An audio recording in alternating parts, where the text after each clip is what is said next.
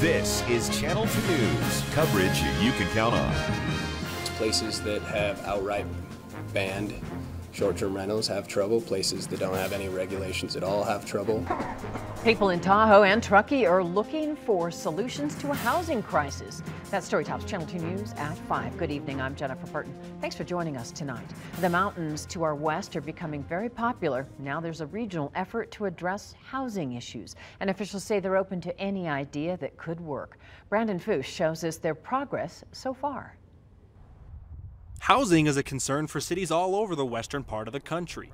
In the North Lake Tahoe Truckee area, it continues to be a top priority for many reasons. One, there isn't enough affordable housing for employees. This is for the person who maybe is commuting up from Reno. They want to live here, but there's no housing. So how can we increase the supply for that person? The Mountain Housing Council of Tahoe Truckee is a collaboration of local governments, special districts, and local organizations. Pat Davison represents the Contractors Association of Truckee Tahoe and says even for locals, there's hardly flexibility with the current situation. Maybe the house is too big for them and they really need something that's smaller. But again, that type of unit isn't available. Her solution, make it easier to build. That goes for new homes and homeowners looking to add on. You can talk about some fee reductions or deferrals. You can talk about expedited processing so the project plans get through quicker.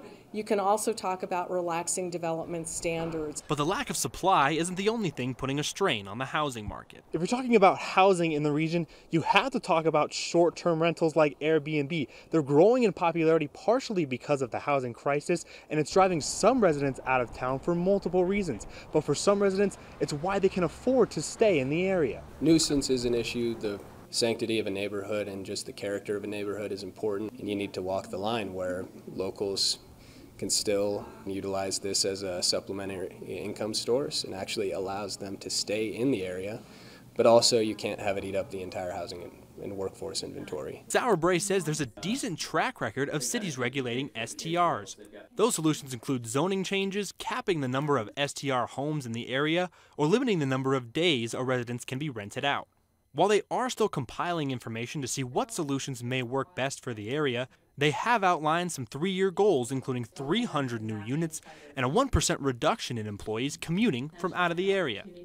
Davison says it's a slow process, but she believes the collaboration is working. Maybe it's a baby step here and a baby step there, but the main thing is that we have some progress and forward momentum. Covering the story in North Lake Tahoe, Brandon Foosh, Channel 2 News. All right, if you'd like to learn more about the council, you can visit our app and click on the news links button.